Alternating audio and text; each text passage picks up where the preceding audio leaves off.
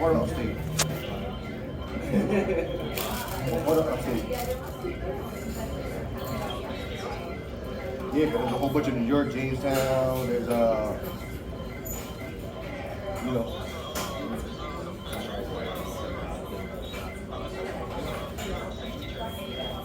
New York safety track. That's the track I was at yesterday? So that was the track I was at yesterday? I said I went to a track yesterday for a show.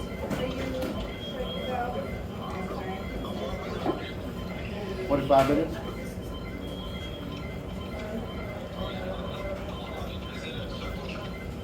Yeah. What's going on, everybody? It's Adam back at it again. It's hashtag homeless day 102, and I'm gonna have to go off the cuff this morning. I got a really early start this morning because I skipped breakfast, and when I came to the park, the dog walker that I talk about, the guy who's always walking his dog at the same time I'm here, he was here when I got here. And his dog came running up to me, and really friendly dog. I mean, this dog's come up to me before. I started petting the dog. Of course, the guy comes over. I'm sorry. I'm like, it's okay. You know, it's a dog. That's what they do. And if you got, now it's one thing if you got a pit bull that's running around biting people, or, you know, Joe Biden's dog running around biting the Secret Service and that kind of stuff. But, you know, if you got a friendly dog, then, you know, we're good. I like dogs. I don't have the ability and the time and even if I had a place to live right now, I'm not in a position to where a dog is something I can bring into my life. But I like dogs. I like animals. I like cats. I like them all. So, but anyway, this guy, he starts coming up. He comes up to me. We start having a conversation. That conversation turned into an hour-long conversation about all kinds of stuff. And so that was really cool. It was like synchronicity that I've been talking about. There's been a lot of synchronicity going on in my life over the last couple of weeks. All of a sudden, very interesting conversation. As a local business owner. And so I found out why he's down in the park every day with his dog. And he knows why I'm in the park every day with this YouTube channel and these videos. But yeah, we got to talking. He's a business owner. His business is right across the river. And we got to talking, and he needs somebody to do the kind of work that I do, the digital marketing, website stuff, all the stuff I've been talking about with Hard Rock Brand. It's almost like as soon as I put it out in the universe that that's something I think I should do, people started popping out of the woodwork before I even created a logo for it. All I have right now for Hard Rock Brand is the domain name with no website sitting there. And people are popping out of the woodwork like crazy. And so I have a meeting set up tomorrow to go talk to this guy about doing some stuff for him and his business. Pretty well-known local business. He's one of these people that, you know, knows everybody, is connected to everybody in town. And so, you know, this could go and this could be something really cool. And so tomorrow I'll do a little bit of homework today, as I always do when I meet somebody new, and I'll do a little bit of research and have some things to say and questions to ask when I meet with him tomorrow. Well, them, because there's going to be other people there. But it definitely, what's the word? Synchronicity is back at it, definitely, because, you see it in the videos. I don't come with this fake YouTube personality every day and, that clean cut corporate, whatever you want to call it. I don't know what the right word is. The YouTube personality. That's, hey guys, let's have a super happy personality with a bunch of Zoom effects and stuff like this going on, and over editing, and somebody sitting in front of their camera in their living room but doing all these weird edits and stuff like that. You know what I'm talking about? And have that that fake smile and that fake, over professional personality, like the job interview personality, but more weird. And I'm not knocking it. If that's what you do, that's what you do. So yeah. The dude just walked by. Had a couple of little nods there. But yeah, I'm meeting with him tomorrow. His business, and he's got multiple businesses, and so he's working on a lot of different projects. And so he just seemed like a really cool dude, and he would fit right in with a lot of the other characters that I'm connected with and that I know fairly well. And just these things kind of, we were talking about how when you're going the direction you're supposed to go, God will come to meet you. And, if you're looking at a 10-mile hike, God will meet you halfway. So you don't even have to walk the whole 10 miles. You might have to walk 3, and he'll come and pick you up. And God will come pick you up in a rusty old pickup truck and drive you the rest of the way. But if you're going the way that you're not supposed to go in life, you'll run into a brick wall, and you won't be able to climb over it. You won't be able to get around it. You won't be able to dig under it. You'll be banging your head against the wall over and over again. And at the end of the day, all you're going to have is a headache, and you're not going to get through the wall. But if you're going the way you're supposed to go in life, and you're taking the turns that you're supposed to take, or that God wants you to take, he'll not only get out of your way, but he'll come meet you, and he'll make it easier for you. Like all I did was say, I'm going to start this business. I'm going to start doing this. I'm going to start doing branding and graphic design and digital marketing for, small to medium-sized businesses and people that I feel like I'd get along with. And as soon as I put that out in the universe, it's like people are coming at me. And I didn't even do anything to go and find these people. They found me. And so today it was a dog. Today it was a guy who shows up at the park every day that I've mentioned in a few videos, because it's weird, because it doesn't matter what time I get to the park, he's there. But now I know why he comes to this park with his dog, because his business is like a 2-minute walk from here. So he's either, that makes total sense.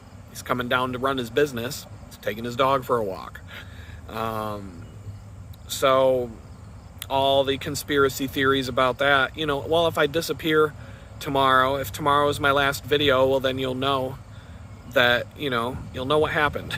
But I talked to this guy for over an hour, and we could have probably sat there talking for another hour, but we both wanted to get on with the day and do our thing. And so let's see, there's that. So that's the off-the-cuff stuff that's going on today. And I'm already into 7 minutes, and I do have notes that I took for some stuff to talk about. Yesterday, the COVID hysteria. I came back to the shelter after I went to church. Church was good. No complaints. There were some things in church that I needed to hear, I think. I don't think the entire sermon was necessarily about me, but it was about the concept of the sermon was running a race to win versus just running a race to be in the race. The difference between running a marathon to win a marathon, or running a marathon because you just want to get in shape and you've never run a marathon before. How many people, 80-90% of the people that show up to run in a marathon are just there to run, just there because they want the exercise, just there because they want the experience, and they want to say, look, I ran a marathon. And there's nothing wrong with that, and then in a lot of ways that's a win. But it's a different level of being when you're running a marathon to win the marathon and actually win that prize. The level of training, the level of dedication that you got to put in, that kind of stuff. And so that was what the topic of the sermon was, and there were just different things about it that felt like I was being talked to that even though I'm going through adversity, and even though there are things in my way and there are things bringing me down, and the bad food is making me feel like crap, and there's other stuff in this video I'm going to talk about here in a few minutes that are bringing me down mentally and physically. I'm still in this race, and I've got to run this race as if I'm out to win the race, not just get a participation trophy. You know what I'm saying? And so that was what I got out of the sermon yesterday. I went to a crazy Tim Hortons to get some work done, got covered in flies, the usual routine there.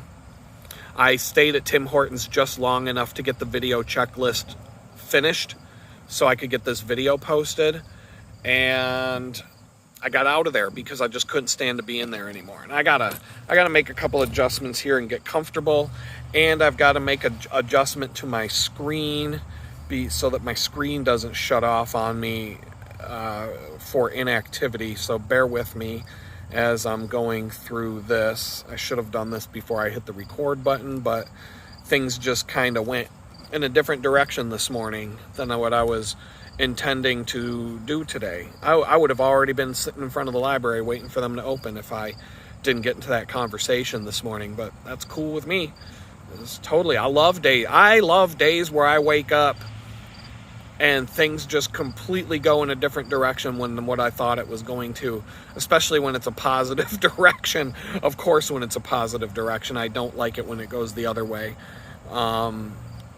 But anyway, yeah, I came back to I went down to the park where all the ducks are. You saw that a couple videos ago. And I hung out with the ducks for a bit. And I've got some other things to talk about when it comes to that park. And I came back to the shelter and the COVID hysteria was off the rails. Half of the people there everybody that I saw before I walked into the building were all wearing masks and freaking out. And I'm like, oh, here we go. Oh, already got it in my head that I'm not going to be there tonight. And when I walked in the door, I'm looking around and I'm like, okay, most of the people inside were not wearing their masks. And so, but I am kind of like, I'm getting my stuff together because I'm not going to go along with if they start mandating that you wear the face diaper and taking the shots and all that, I'm gone. I kid you not, I will be sitting at a beautiful campsite within an hour or two of walking out the door with a nice little campfire and some beautiful scenery and some good music playing in the background. Pretty much everything you need except a big fatty rolled up because I don't feel like going back to prison over smoking a doob.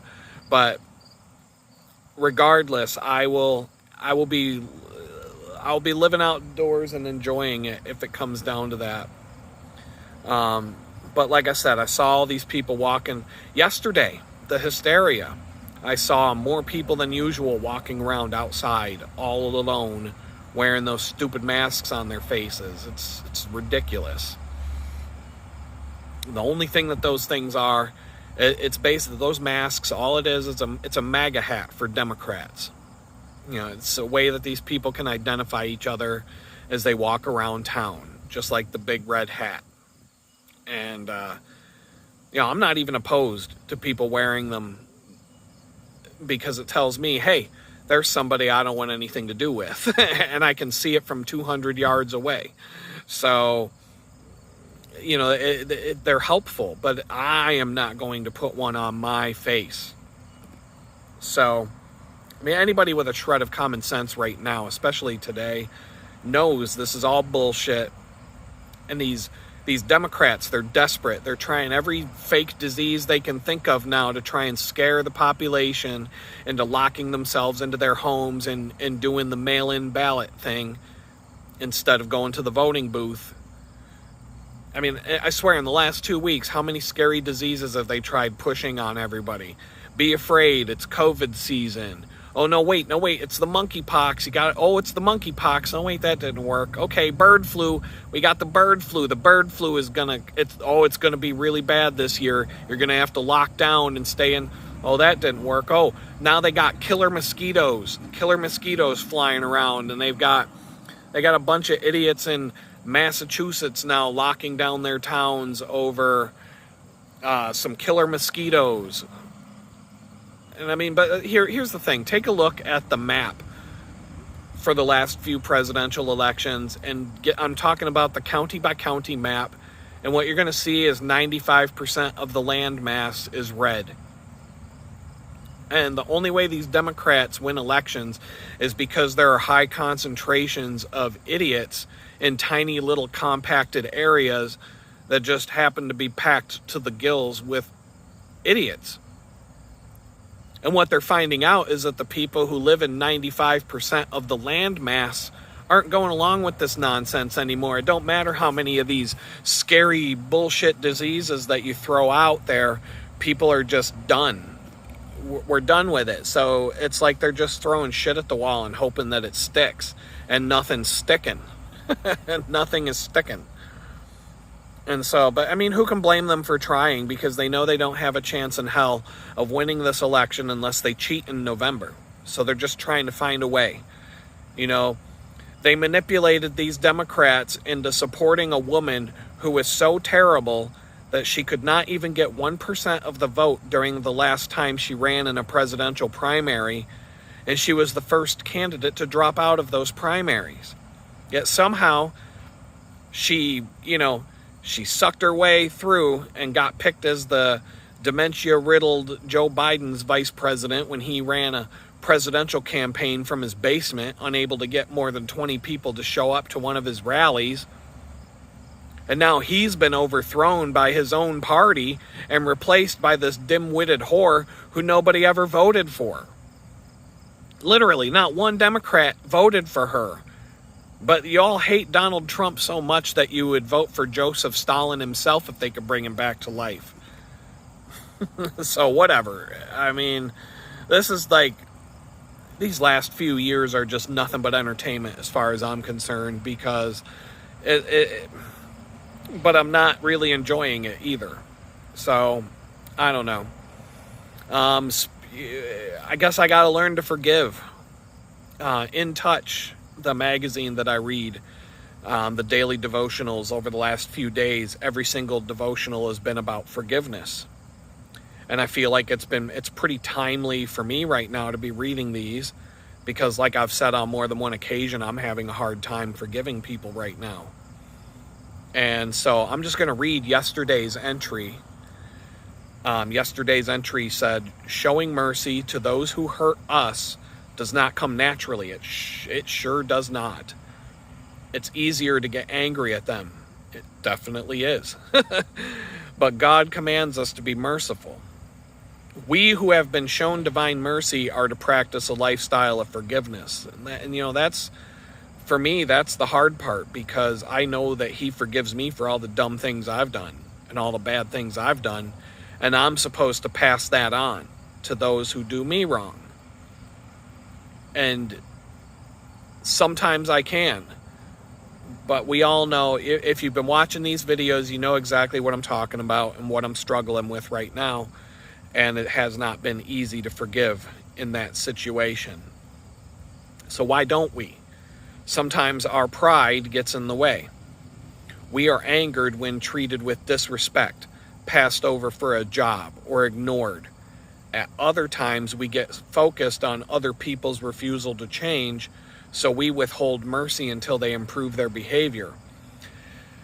And some of us have been badly hurt or treated unjustly, and our minds are filled with such pain that we become stuck in the past and cannot see how we'll ever be able to forgive. I'm going to read that one again, because that's exactly, that nailed it right there. And some of us have been badly hurt or treated unjustly. Our minds are filled with such pain that we become stuck in the past and we cannot see how we'll ever be able to forgive. I think I go through that every single day. How can I forgive this person who did this? How can I get to that point? And it moves on. An unforgiving attitude can have all sorts of unwanted consequences, including broken relationships, emotional bondage, and indifference toward the Lord. The longer we hold on to our anger, the more it will affect our fellowship, not only with other people, but also with our Heavenly Father. It is hard for us to pardon those who tell lies about us, treat us badly, or cause harm to our loved ones.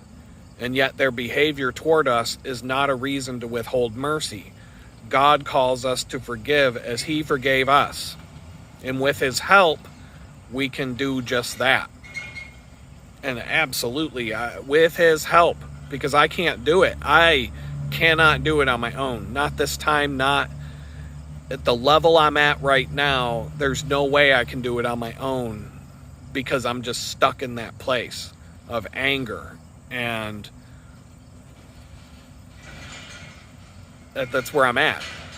It's not easy for me, especially in this situation, floundering and wasting away in this town without...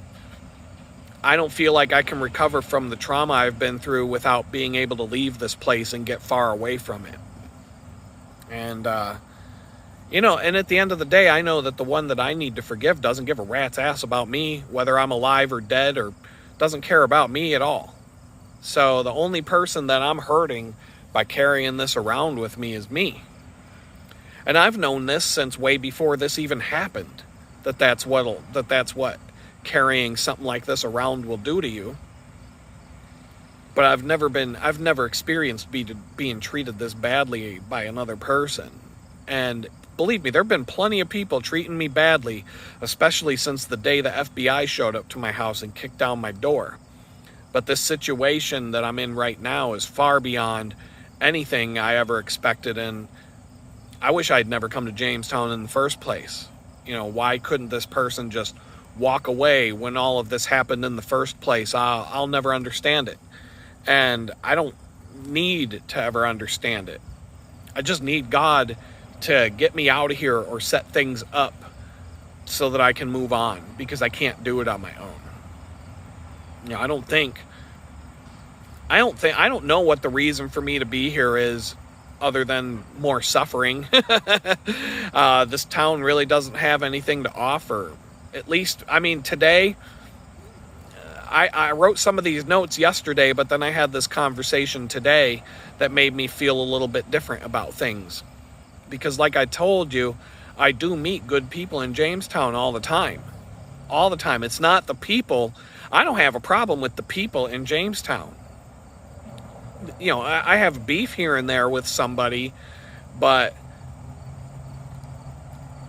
there's a lot of crazy stuff going on, and it's just a very broken, dysfunctional place. But I meet good people all the time. And I think that's the case anywhere you go. But our country is very broken. And on top of that, certain places are faring a lot worse than others. We'll just leave it at that for this conversation. I said yesterday, there's nothing in this town in terms of employment, places to live, things that I can use to get my life back together. And maybe God's going to prove me wrong. I don't know. I had a really interesting conversation this morning. I'm just reading through the notes of things that I prepared to talk about today, but things change on a daily basis. So, you got to be open to whatever comes your way. But I keep saying that I sit in this town every day and it feels like Groundhog Day every day. I'm going through the exact same thing every single day. Not a lot of variety. Nothing going on. And it just... but I also say over and over again in these videos that all it takes is a lot of times you can be stuck in a bad place, and all it takes is a single phone call or a single email, and things just completely turn around and take off in the other direction. And before you know it, all that stuff is in the past. And I've been there more than one time in my life, to the point where I know that that's the main reason why I'm able to get through each day right now, because I'm playing the long game. And I know that I have been in this situation more than once in my life where I was down for months, 7 months, 8 months at a time. And then all of a sudden you get that one phone call, a single email, and everything just flips into the other direction and takes off like a rocket ship in the other direction. And so, talking about good people, and how I talk about the stuff at the shelter all the time, and like I said, I don't hold back. If I'm having a bad day or if I've got some beef with what's going on there, I bring it out. But I also talk about how I generally feel like the people that work there are good people, even the ones that get on my nerves from time to time. And I've said this over and over again. And I have this example of a story. I'm not going to get into explicit detail about it, but it's somebody that I get irritated by.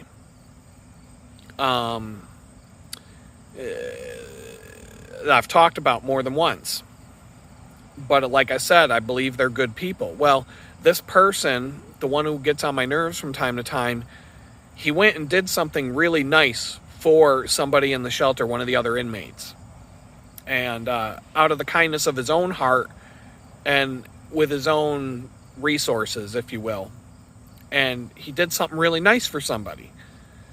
And so, like I said, good people. He might get on your nerves from time to time, but I think he really cares about people and he wants to help people. And so he comes from a good place. And so I don't, I can get irritated about that, some of the stuff that happens and some of the stuff they do. But at the end of the day, how much can you really, if they're good people, how can you, you got to get past that. And I do. I bitch about things on YouTube, and then maybe a couple of days later, I don't care anymore because I'm past it. I'm over it. But anyway, this guy, he did something really nice for somebody else in the shelter, and one of the other workers at the shelter found out about it and basically ratted him out to the people above them. And then the guy who did the nice thing got in trouble for it. So the point I'm making about that is even the people that work there, if they do, if they're getting it too. They're getting the pettiness and they're getting it dished back to them.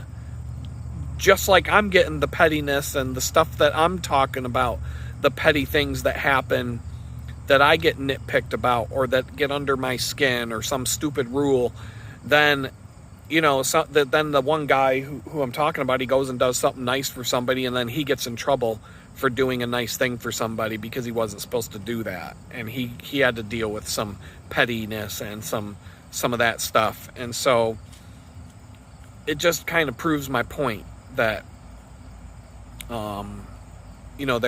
are good people there. And and then honestly, the person that they'll call him the guy who ratted out the guy for doing something nice for somebody, who got the guy in trouble, I don't even think that guy's a bad person overall. It's just I don't know, there's a certain mentality in certain areas and certain places that it's petty. It's just a lot of pettiness and a lot of that kind of stuff. And I don't like it, and I can't stand that, and the drama that comes around it, and all that kind of stuff. People just need to mellow the fuck out a little bit. But do I think that they're bad people? No, I can't say that.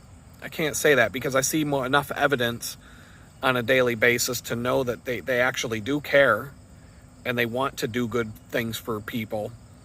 But in some cases, they put up with a lot. I saw some crazy things happen yesterday. I'm not going to get into the details of, but just an example of the kind of stuff they have to put up with. If you sign up for that job, you're going to be dealing with a lot of craziness, violence in some cases.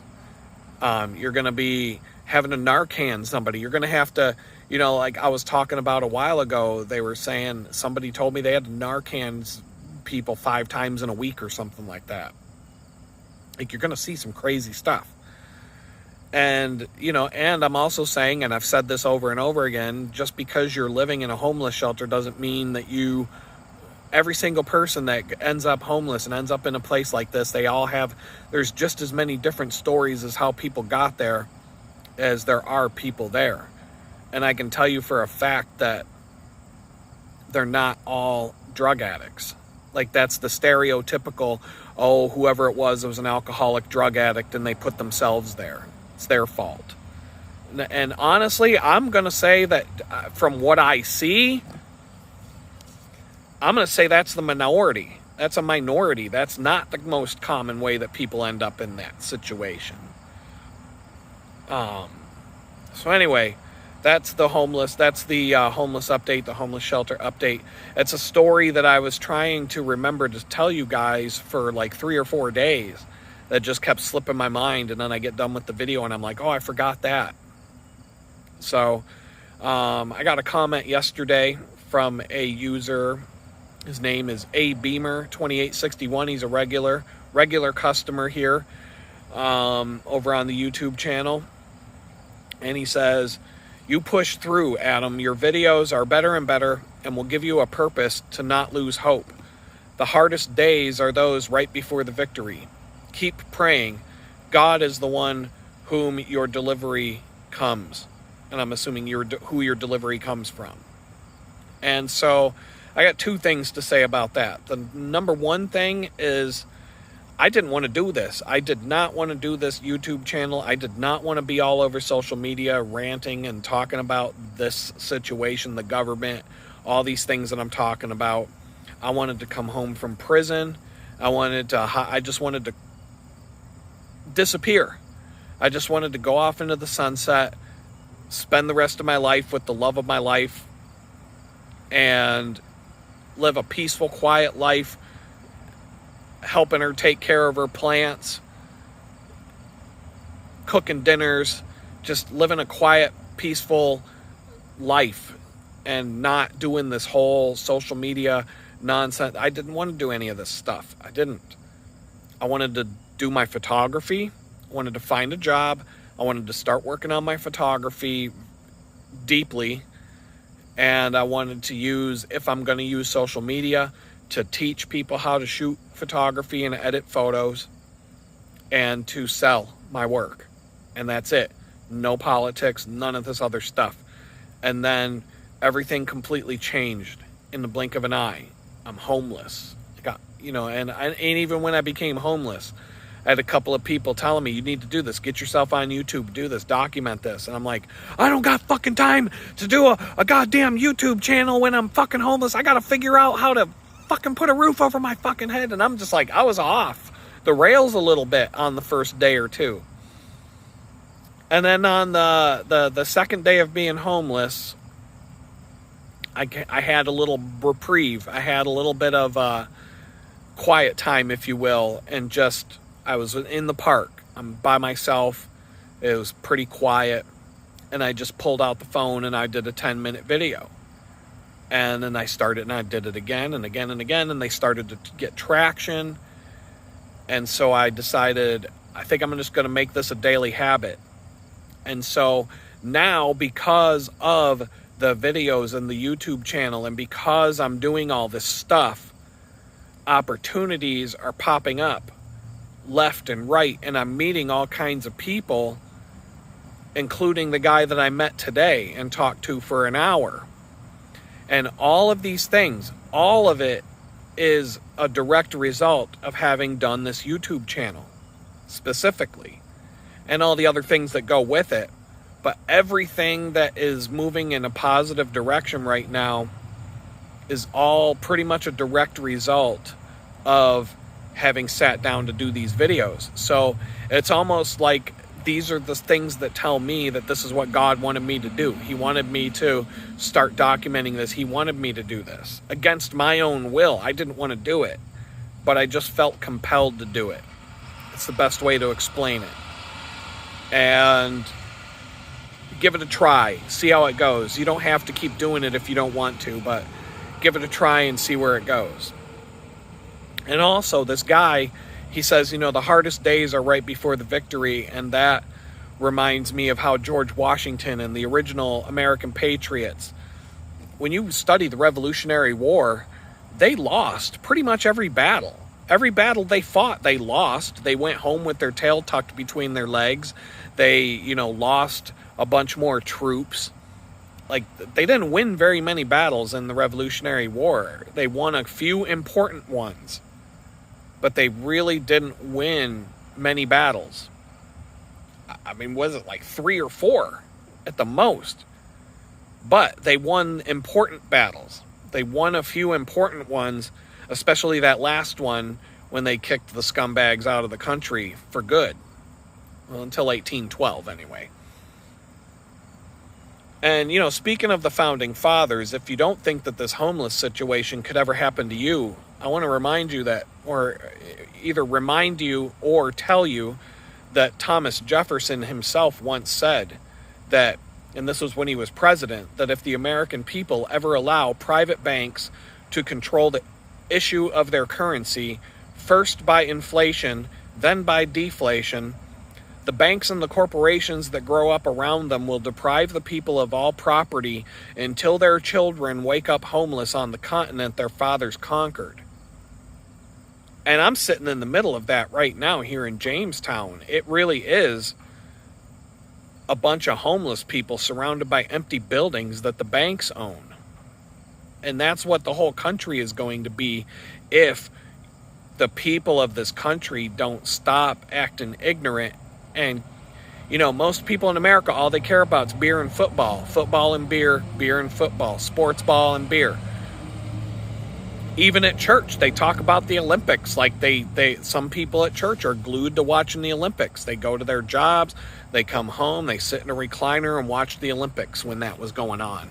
And it's like, I could not. The only Olympics that I watched were the clips that show up on Twitter, like the goofy breakdancing chick and the dude that knocked the pole off of the bar with his junk when he was trying to do the high jump or the pole vault or whatever.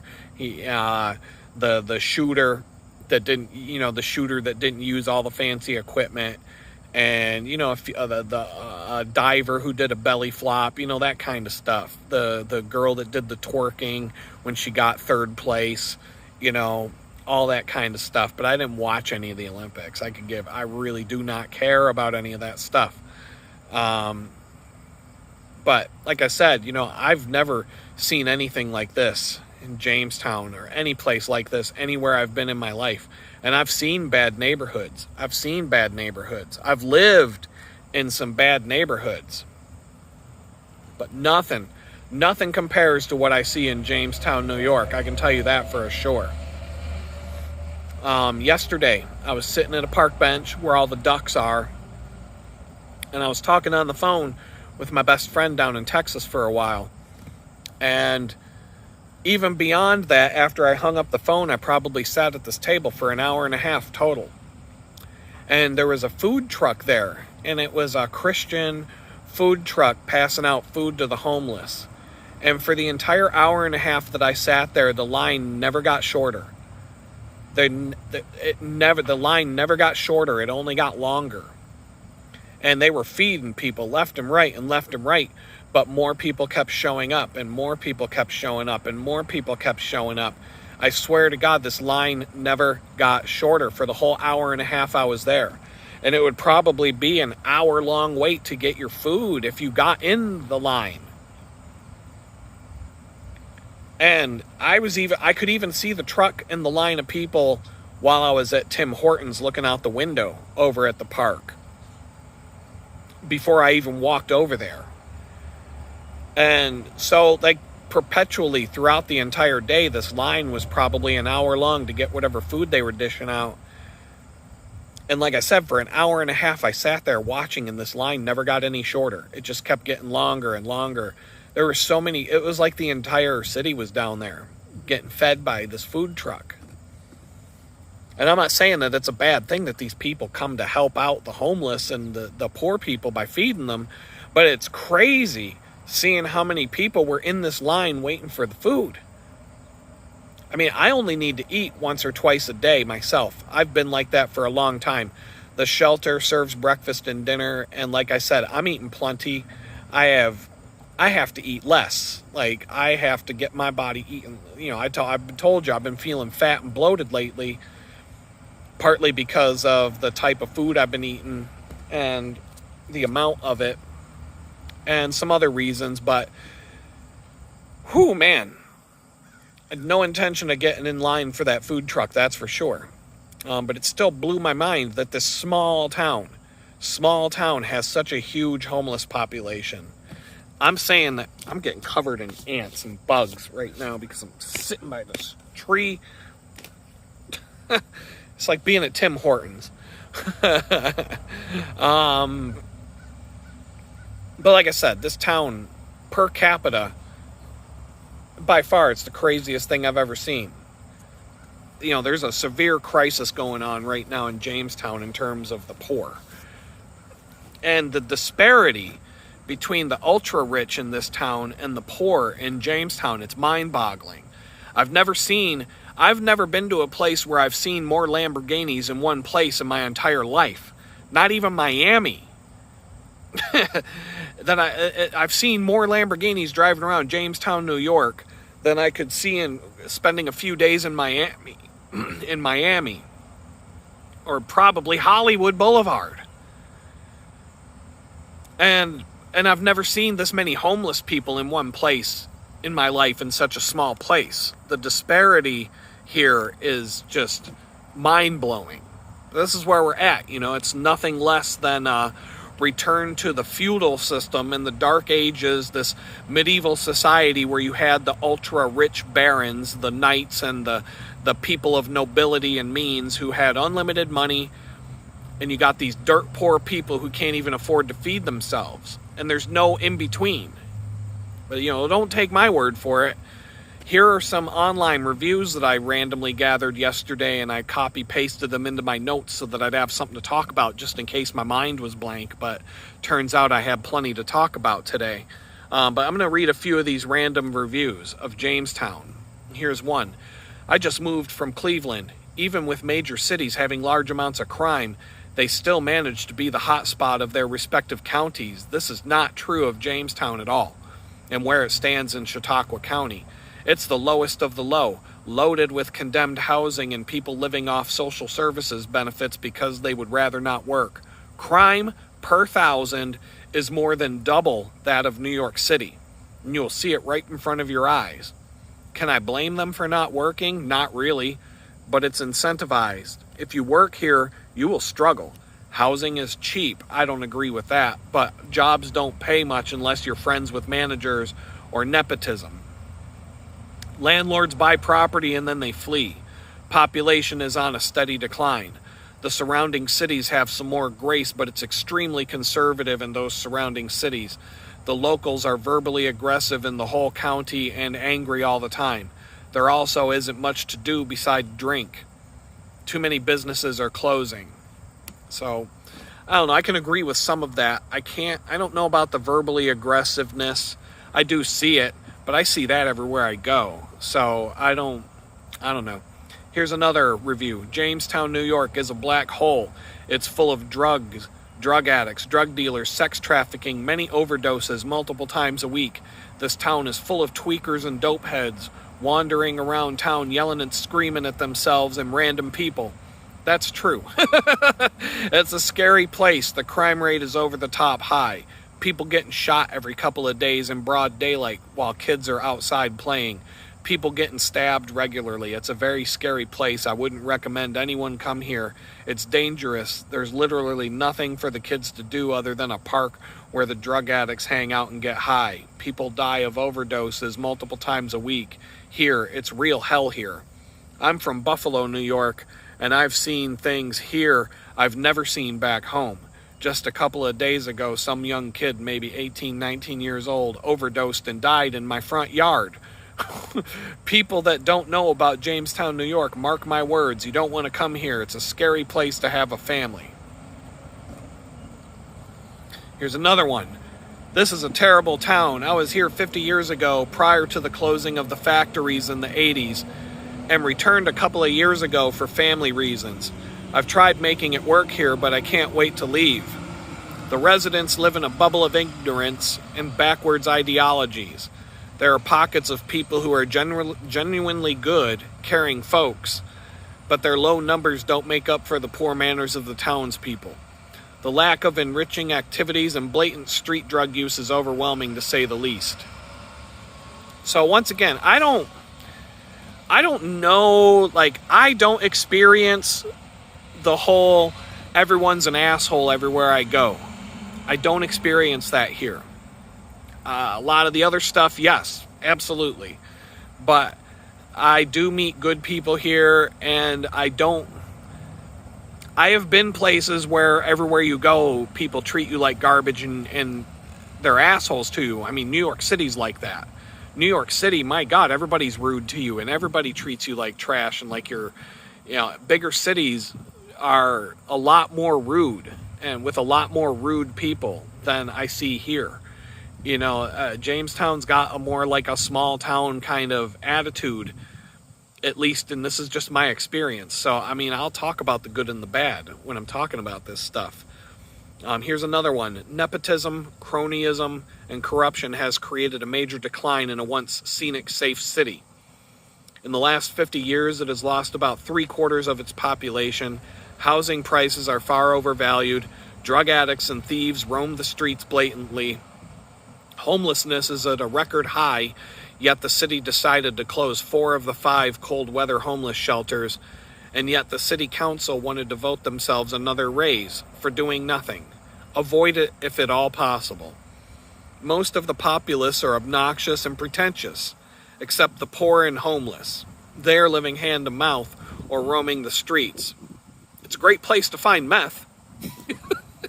Despite the federal government and state government having no money, the politicos still expect some type of bailout. Well, all our money's going overseas. So no, they don't got money to do anything at home. We gotta pay for Ukraine so that, Zelensky and his wife can get a new Bugatti, or, we gotta help those people. There's no, we can't fix our own towns. Meanwhile, the poor and elderly are losing their homes to excessive property taxation and greedy public services. Other than easy illegal drug access, no reason to even stop for gas in this pit of a city. Ooh, rough. Let's see. I could go on and on. Maybe I'll save them for another day because, honestly, I have a lot of these reviews pasted. Maybe I'll just save them for another day because I'm going to do a quick time check here and see where we're at. Yeah, I'm at like 45 minutes now, and I think it's about time to wrap this thing up. And I gotta get to the library and see what I can get done today. I've definitely got a little more spring in my step because of that conversation I had this morning, and just some other things. I definitely, like I keep telling you guys, it's some days really, really suck, and some days really suck for no reason. There's no explainable reason. I'm just down and out. And then another day comes along and I'm on top. And I was already feeling good this morning before I had that conversation. So, with that guy, that local business owner. And so, I'm still waiting to hear about Texas. That's got like a pit in my stomach, trying to figure out what's going on there. But I don't know. I'm trying to be open-minded, and just whatever way the wind blows, it's gonna blow. Daily, like I was feeling a little bit yesterday, and I have to go back to this list of things to be thankful for, so that I don't go too far down, the depression highway. And just being thankful that I'm not in prison anymore. I had some dreams about being in prison. I had just some random thoughts about some of the things that I saw and had to go through while I was going through that. And just just being thankful that I'm not in that situation anymore. Being thankful that I have this equipment, that I can do this YouTube channel, and that I can actually try to build something with while I'm sitting here trying to figure life out. Thankful that I didn't get sick. I'm thankful that I'm not one of these people that are terrified of whatever random, bullshit disease that the media is trying to throw at the wall to see, and, they're throwing shit at the wall until something sticks. You know, one day it's the monkey virus, the next day it's the kung flu, the next day it's mosquitoes, killer mosquitoes, and the next day it's bird flu. And they're going to say, oh, you can't eat meat anymore because there's going to be something in the meat. It's just got to get your bugs. Eat your bugs. That's what they want. They want it so that the rich can eat meat all they want, and that us poor people, us plebs, we're stuck eating bugs. Thankful for this YouTube channel and all the friends and possibilities that keeps opening up for my good health. And, you know, as much as the food I'm eating lately is sapping my energy and bringing me down a little bit, I haven't gone hungry. I don't know what that feels like. And that could have been, hunger could have been a real thing. And it still can during this whole homeless bit. You know, there are a lot of people out there who aren't eating at all, who would kill to be eating as good as I'm eating right now. And so I'm thankful for that. And I'm thankful that I've got some resources available to help me out here. And I've got some, you know, the problems could be a lot worse. And so I'm still working on the Synchronicity series. I think today was, you know, some synchronicity definitely took place today, randomly and out of nowhere.